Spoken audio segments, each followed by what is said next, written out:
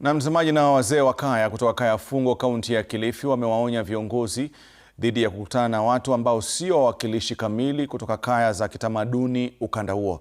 Wakiongea katika Kaya Fungo Giriama, wazee hao wameilaani hatua ya baadhi ya wanasiasa kaunti ya Kilifi kuandaa mikutano bila ya kuthibitisha uhalali wa uongozi wa wazee wa kaya.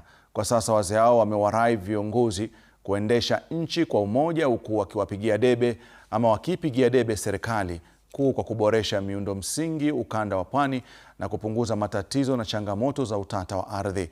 Aidha, wameitaka serikali ya kaunti ya Kilifi kulinda misitu ya kaya kutokana na uharibifu mkubwa unaosababishwa na baadhi ya wakazi wanaoishi karibu na kaya hizo. Najua kwamba ziko sehemu zingine tuko na wazee ambao wako huko wakijiita kwamba hao ni wazee wa makaya pia, lakini tunataka tuwaeleze kwamba ukijiita mzee wa kaya ni wewe unajua linaloendelea ndani ya kaya, lakini huwezi kukua ndani ya Mombasa halafu ujitangaze kwamba mimi ni mzee wa Kaya Fungo ama mimi ni mzee wa Kaya Kauma.